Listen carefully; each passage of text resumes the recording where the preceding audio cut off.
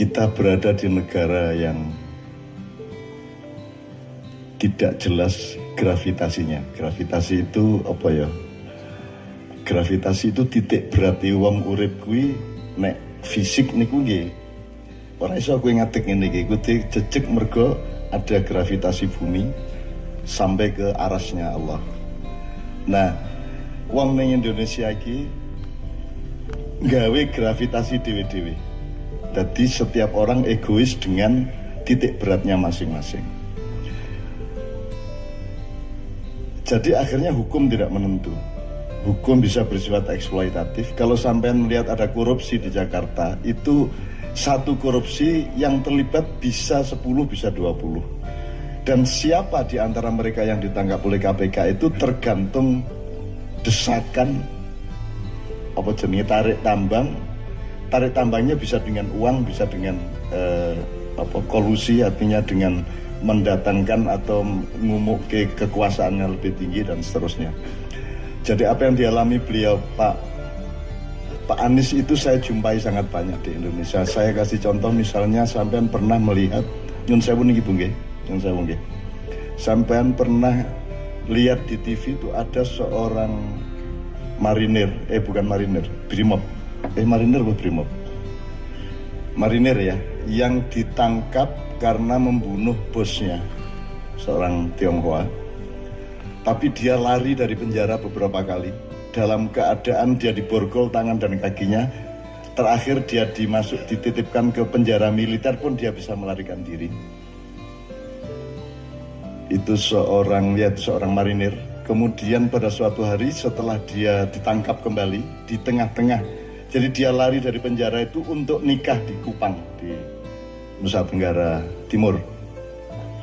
Kemudian ditangkap lagi setelah dia kawin, terus dia ditaruh di penjara Sidoarjo. Di penjara Sidoarjo dia mengatakan kepada kepala lapasnya, kalapasnya, Pak, namanya Pak Trisno waktu itu, saya sampean kan tahu bahwa saya bisa lari dari penjara militer dalam keadaan diborgol tangan dan kaki saya. Maka kalau saya hanya mau keluar dari penjara sini, sangat mudah bagi saya. Tapi saya ingin katakan sama Pak Kalapas bahwa saya sudah bertekad tidak akan lari lagi dari penjara. Dengan satu syarat. Pak Kalapas tanya apa syaratnya? Tolong pertemukan saya dengan Cak Nun.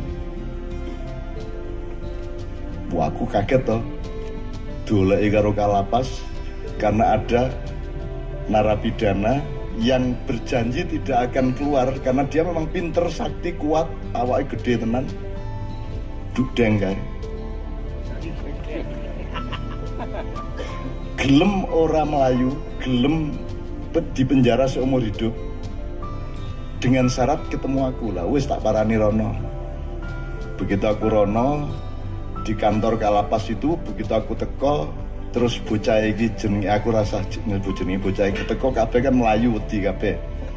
Negara aku wong loro kae. Saya ingin menunjukkan gambaran bahwa manusia hidup itu tidak hanya terikat oleh negara tapi sebenarnya keterikatan utama adalah pada Allah, dan nanti Allah yang akan menentukan apa yang harus kita ikhlaskan di dalam hidup kita. Pokoknya si bocah iki begitu ketemu aku langsung nangis, langsung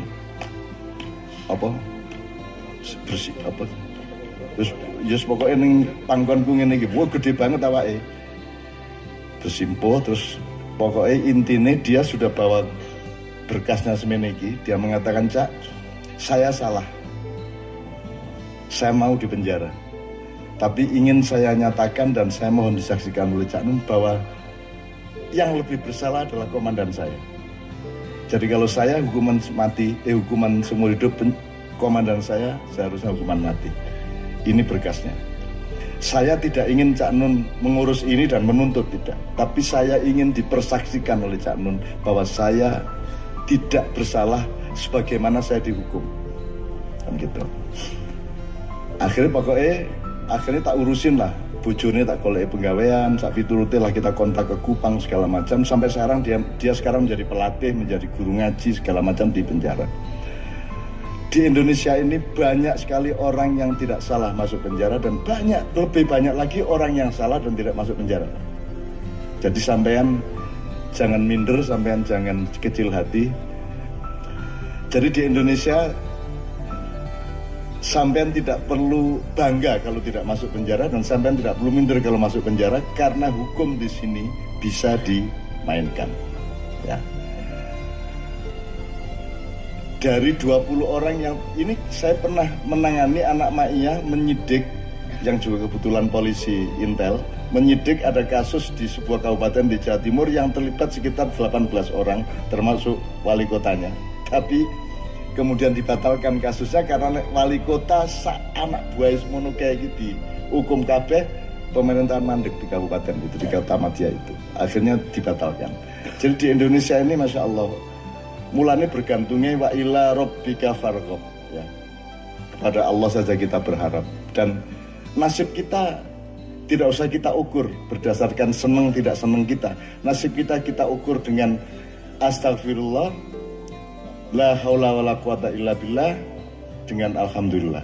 Tinggal dipakai kapan astagfirullah, kapan la haula, kapan alhamdulillah. Itu satu. Yang nomor dua, kalau panjenengan siap untuk hizib nasr, alhamdulillah, ditambahi poso sak kuat-kuate. Tapi sangat banyak jalan dari Al-Quran, sampean bisa mengucapkan sing paling gampang ya wa makaru wa makarallah. Kalau sampean agak lebih rajin lagi ya afahasibtum annama khalaqnakum abatha wa annakum ilaina la turja'un, dan seterusnya, fata'alallahul malikul haq, dan seterusnya. Itu di surat Muhammad apa Al-Qasas kalau tidak salah, Gus. Al-Mu'minun 34, ya. Saya Pak lolos dari lubang jarum berpuluh-puluh tahun. Saya dicelakakan orang, dibunuh orang berkali-kali. Saya tidak mengatakan saya hebat, karena tidak ada yang hebat. Karena wiridnya la haula wala quwata illa billah. Tidak ada yang hebat di antara selain Allah.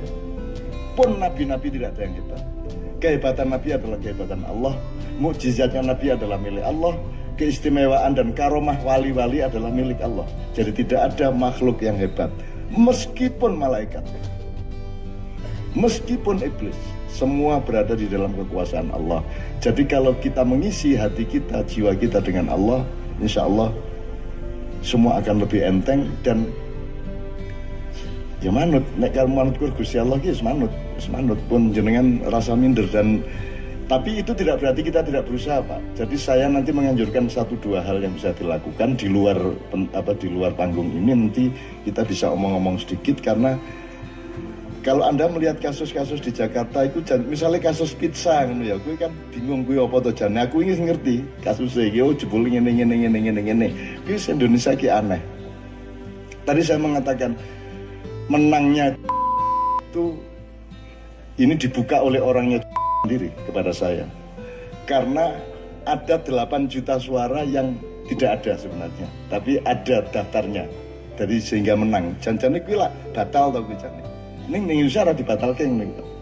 Makanya menurut saya wis Gusti Allah wae, saya Gusti Allah wae. Ini kapal besarnya goyang ndak karu-karuan. Ora salah dadi salah.